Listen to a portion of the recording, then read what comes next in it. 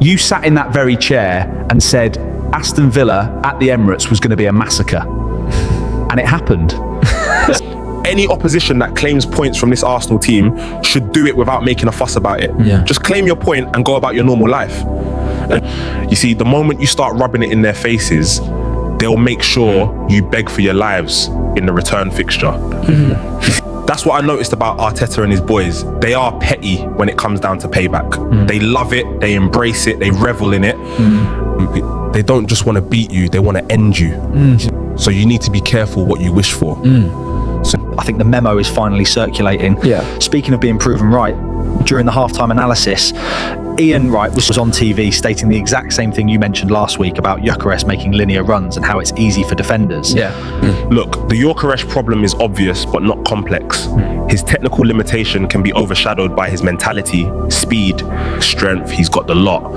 The problem is that this is not the Portuguese league anymore. Premier League defenders read the script like before you've even opened the book. If you run in straight lines, you're making it easy for them. He needs those curved runs. That sudden change of direction, bang, you catch them sleeping. It creates separation, makes you unpredictable, and suddenly the wingers can find you. If he masters that geometry, he's hitting double figures in all comps this season. He has the mentality. Defenders are sharper here, fair enough. So, tactics aside, what were your main takeaways from the Villa massacre? It's Gabriel. Listen, the stats don't lie. Our win probability jumps over 70% just by him stepping on the grass. It reflects on both ends. We score more and our clean sheet probability goes through the roof. Let me break it down. You know those games where the opposition has 0 shots on target? Sometimes it's mostly down to Gabby. He reminds me of Nemanja Vidic at United, a proper defender.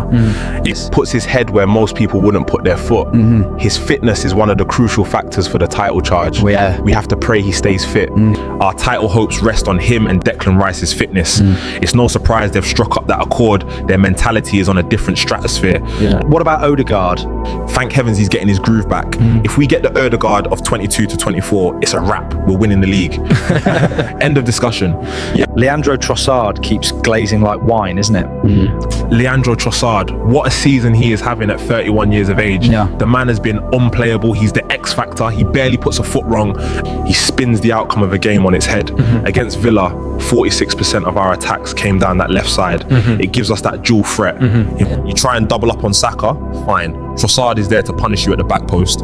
It raises the optimism levels massively. It's not a coincidence that the likes of Martinelli and Eze are having a hard time displacing him on that left flank. Plus, look at Zubamendi. He looks refueled, ready for the run-in. Everything is falling into place. Right, let's look at the table.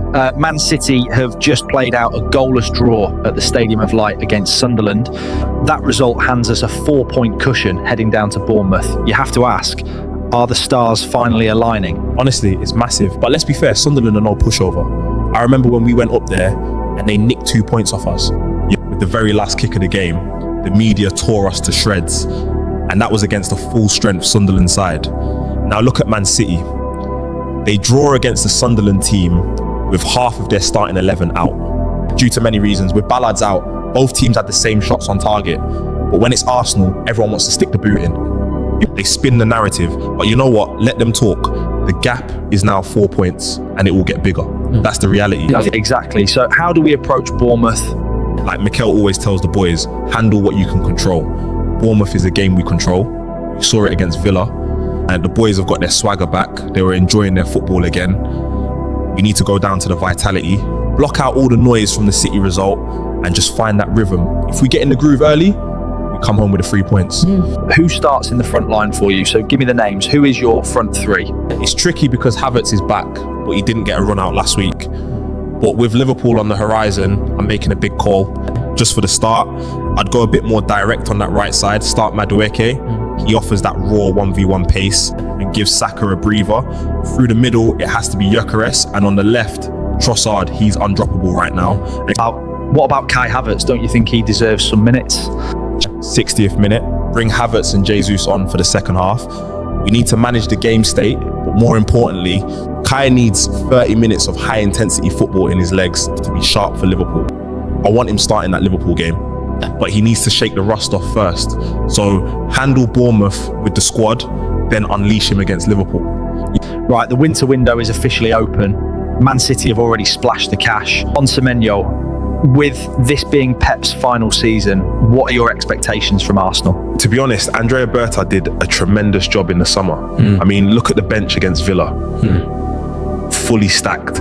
We couldn't even find minutes for Eze, Martinelli or Havertz. We swapped the entire front line bar Trossard. Yeah. That is frightening depth. Do we even need to buy? We have to stay alert. Pep is trying to leave as a champion, and he would have gone last year if they'd won it. Arteta getting one over him this year, It would be absolute cinema. Yeah. I think we add a body in the middle. If we can go marquee, I'd love that lad from Lille, Ayoub Wadi, but that feels like a summer deal. So, short term, who do you think we should go for? Experience cover. Yeah. Someone like Ruben Neves, Premier League tested, bags of experience. Yeah. he can come in, sit deep, and let Declan rest his legs in the games that aren't code red. And at the back, we can manage until Mosquera returns, but we need to be smart with Ben White. You can't rack up 3 90 minutes in a row anymore. Use him as a luxury sub. Maybe start him in the cup, manage the asset. Sensible. Finally, it's New Year. What are your wishes for the new year? Health. I'm praying for an injury-free season, because the only thing stopping this team is the medical room. If they stay fit, we achieve greatness. Yeah. We need to remember they're human. Let's not kick them while they're down. Keep it positive. And it won't be easy. There will be frustrating moments, but we must not cave. Our positivity is a vibration. It transmits to the players, fuels their belief. We have a role to play. Let's back them.